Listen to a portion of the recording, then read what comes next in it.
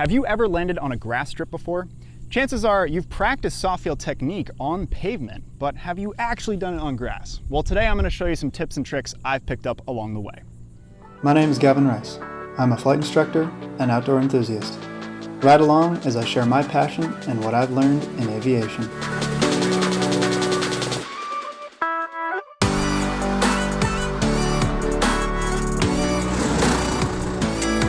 So clearing turns, radio calls are the two things you've got to do before doing any kind of maneuver.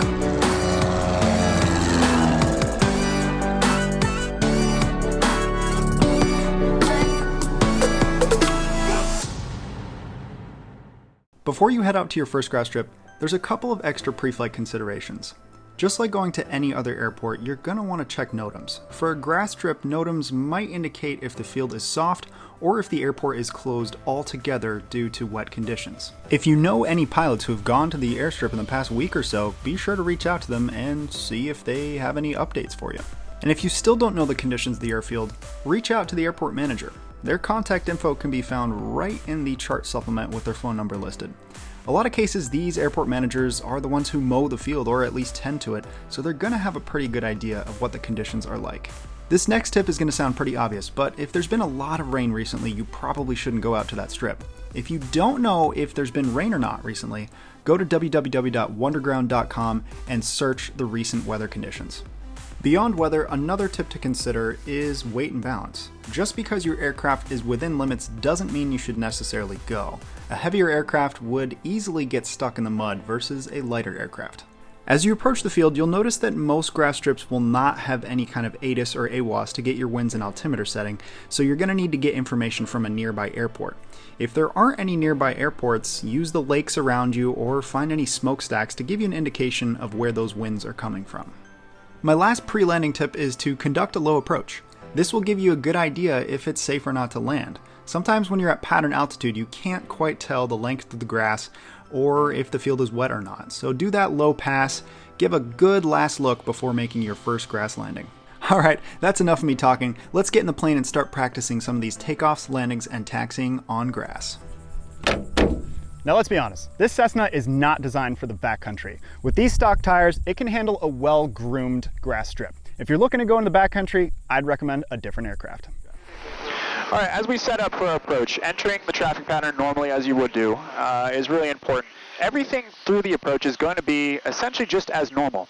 Approach to landing, I'm going to come in with the same approach speed. The only thing that changes is that last little bit. We want to prevent the airplane from sinking too quickly, and we need to hold the nose wheel off. So we're past our threshold here. I'm going to bring my power back. Again, each aircraft is different, but for me in the Cessna here, my power is back to 1500 RPM. I'm going flaps 10 below 110 knots. Letting the nose slowly drift down and going for about 80 knots. Just like you would do in a normal traffic pattern, looking back over your shoulder for that 45-degree point. And we'll give it a few more seconds here before making our base turn. And there's enough room there. Bob Lee, traffic web to Skyhawk is making a right base, runway 27, Bob Lee. So again, like I said, everything is going to be the same as a normal approach to landing in terms of speeds and configuring of the aircraft. Below 85 knots, we'll go flaps to 20. Then we're departing the pattern northeast. And we'll square off the base here, see how we're looking. Getting a little low, so I'm going to add just a couple hundred RPM to get back on glide path. No one's on final, and we'll join final. Yeah, we're actually departing to the east, not northeast. East, we'll be maneuvering for the 45 degrees. And as we join final, 66 knots, flaps to 30. So with this approach over Bob Lee, it gets a little interesting. There's a couple of trees that are about 20 to 30 feet on short final, so you do have to watch out for things like that. The good news is there's 3,300 feet of usable airfield here. So as we're lining ourselves up, there is no center line. That is one really strange thing with going to a grass strip. You pretty much just have to aim for the middle of the airfield. And with this strip in particular, there is a section that is mowed a little bit better on the center line. So that's what we're going to be tracking for. So again, normal approach to landing as we're coming in right now. Setting ourselves up on glide path. There is a mower out there who's actually mowing right along the cones, making sure we're clearing the trees. And as we've cleared the trees, we've definitely made it. I'm going to bring my power back fully to idle. Let the plane just sink on down into ground effect. And that zoom effect of the grass coming in front of us, I'm going to level off, stay in ground effect, and as I sink, adding just enough RPM to keep ourselves ballooned right in the ground effect right there. Keep the nose up, and There's our touchdown, and now our power back to idle. Full aft back pressure. We'll leave our flaps full for now because I do want to keep the weight on the wings for now. If I were to bring the flaps up like a short field technique, that would give the chance for the wheels to really sink into the mud. Luckily, there is no mud here. It is fairly dry. So there's our landing technique, and depending on where you're going to park, the key is really keeping your power in. So now go ahead and bring the flaps up to 10 for me, Stephen. Thank you. So for turning around, there might be a tendency to bring back to idle, but you do have to be careful. You want to keep some momentum in. If you do have momentum, keep the plane moving, and then as you start turning, you're going to need quite a bit of power to turn this plane around. I'm using almost 2,000 RPM, which is quite a lot for that turnaround. As we get ready for our takeoff, we want to make sure the aircraft is configured per the operation handbook. So for us in the Cessna 172, we're going to put our flaps at 10 degrees, which they are set now. And with our takeoff, just like you've practiced, you're going to be starting with full back pressure. Now, one of the things you're going to notice, when you did it on pavement, the tail, or I should say the nose, will come up pretty quickly on you. On the grass strip, it doesn't do that because it's going to take quite a bit to get this aircraft rolling. So everything happens a little bit slower on the grass, which can work to benefit you. Tail strikes on grass are just, they could occur, but the probability of it is actually less. So there's one good thing. Going through some deeper grass, I'm going to try and come over to the lighter grass. There we go. What we'll do is we'll go past the threshold and turn around. A lot of grass strips will have thresholds denoted by 3 cones on either side. Ooh, there's a rock. There we go. We'll get her turned around here, and we'll do our run up first, and then we'll do our takeoff. And you notice on the turn, you kind of have to massage the brake and give it a lot of RPM. I gave it all the way to 2,000 RPM, which is much more than you would need to do on pavement. So we'll do our run up check here first.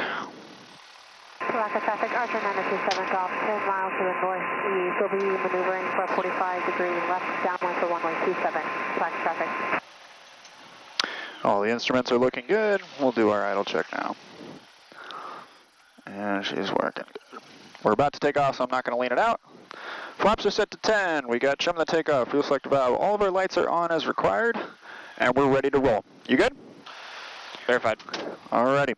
So again, with this takeoff, we're going to start with full aft pressure. We really don't have any kind of crosswind today, so I'm just going to keep ailerons neutral for now.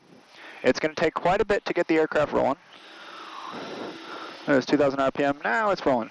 So you notice full aft pressure. It really takes a bit for the nose to come up, and I'm finally relieving some of that back pressure. So on a paved strip, it would happen a lot quicker than that.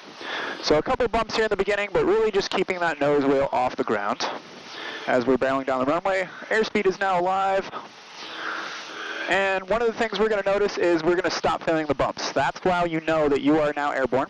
We'll stay in ground effect to get some airspeed up, and then we'll rotate on up out of ground effect. We've cleared the trees, not too much of an obstacle at this airport, but make sure you do climb at your 50-foot speed per your aircraft manual. We got a good positive rate. And we'll go flaps to up, trim up.